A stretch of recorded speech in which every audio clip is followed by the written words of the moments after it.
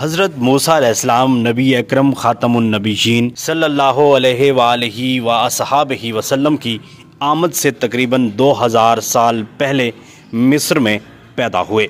آپ حضرت اسحاق علیہ السلام کے بیٹے حضرت یعقوب علیہ السلام کی نسل میں سے تھے جو بنی اسرائیل کہلاتی ہے۔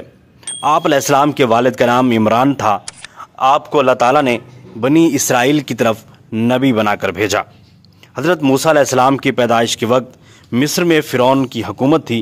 فرعون ایک ظالم اور متکبر شخص تھا اور خدا ہونے کا دعوے دار تھا۔ اس نے بنی اسرائیل کو غلام بنا رکھا تھا اور ان پر بے حد ظلم کرتا تھا۔ اسے کسی نجومی نے بتایا کہ بنی اسرائیل میں ایک لڑکا پیدا ہوگا جو تمہاری بادشاہت کو ختم کر دے گا، اور جب اسے یہ پتہ چلا تو وہ بنی اسرائیل کے ہاں پیدا ہونے والے لڑکوں کو مروا دیتا تھا اور لڑکیوں کو زندہ چھوڑ دیتا تھا۔ قرآن مجید میں ارشاد ہے کہ تمہارے بیٹوں کو ذبح کرتے تھے اور تمہاری عورتوں یعنی بیٹیوں کو زندہ چھوڑ دیتے تھے۔ دوستو، انہی حالات میں حضرت موسیٰ علیہ السلام کی ولادت ہوئی اور اللہ تعالیٰ نے غیر معمولی طریقے سے ان کو فرعون کے کرندوں سے بچا لیا۔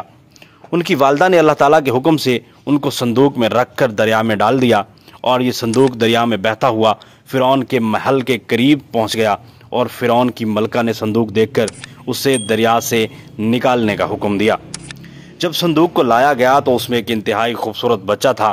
بچے کو دیکھتے ہی ملکہ کے دل میں اس کے لیے محبت پیدا ہو گئی۔ ملکہ نے بچے کو اپنے پاس رکھنے کا فیصلہ کر لیا۔ حضرت موسیٰ علیہ السلام نے جوانی فرعون کے محل میں گزاری۔ اس کے بعد آپ علیہ السلام مصر سے دور مدین تشریف لے گئے۔ وہاں 10 سال گزارنے کے بعد آپ علیہ السلام واپس آ رہے تھے کہ اللہ تعالیٰ نے کوہ طور پر آپ علیہ السلام کو نبوت عطا کی اور حکم دیا کہ بنی اسرائیل کو فرعون کی غلامی سے نجات دلاؤ۔ آپ علیہ السلام فرعون کے پاس پہنچے اور اسے معجزے دکھائے، لیکن وہ نہ مانا۔ اس نے آپ علیہ السلام کی اور زیادہ مخالفت شروع کر دی، اور ایک لمبے عرصے کی جد و جہد کے بعد آپ علیہ السلام بنی اسرائیل کو مصر میں سے لے کر نکلنے میں کامیاب ہو گئے۔ راستے میں سمندر تھا۔ آپ موسیٰ علیہ السلام نے سمندر میں لاٹھی یعنی عصا مارا اور سمندر میں سے راستہ بن گیا۔ فرعون بھی اپنے لشکر کے ساتھ ان کے پیچھے ہو لیا۔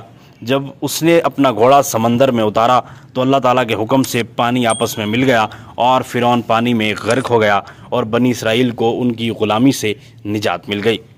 بنی اسرائیل سمندر پار کر کے صحرائے سینا میں چلے گئے، اور صحرائے سینا میں بنی اسرائیل کے لیے کھانے پینے کو کچھ نہیں تھا، تو اللہ تعالیٰ نے حضرت موسیٰ علیہ السلام کی دعا سے ان کو بے شمار نعمتوں سے نوازا، اور گرمی سے محفوظ رہنے کے لیے ان پر بادل سایہ کیا کرتے تھے۔ کھانے کے لیے اللہ تعالیٰ من و سلوہ آسمان سے اتارا کرتے تھے، اور پینے کے لیے 12 پانی کے چشمے جاری کر دیے۔ یہ سب اللہ تعالیٰ کے انعامات تھے۔ حضرت موسیٰ علیہ السلام کی سیرت سے ہمیں یہ سبق ملتا ہے کہ مشکلات اور مصائب کا مقابلہ ہمت اور جرأت اور بہادری سے کرنا چاہیے۔ جب بندہ مشکلات میں استقامت کا مظاہرہ کرتا ہے اور اللہ تعالیٰ پر توکل کرتا ہے اور اپنے دین پر ثابت قدم رہتا ہے تو اللہ تعالیٰ کی مدد اور نصرت اسے ضرور حاصل رہتی ہے۔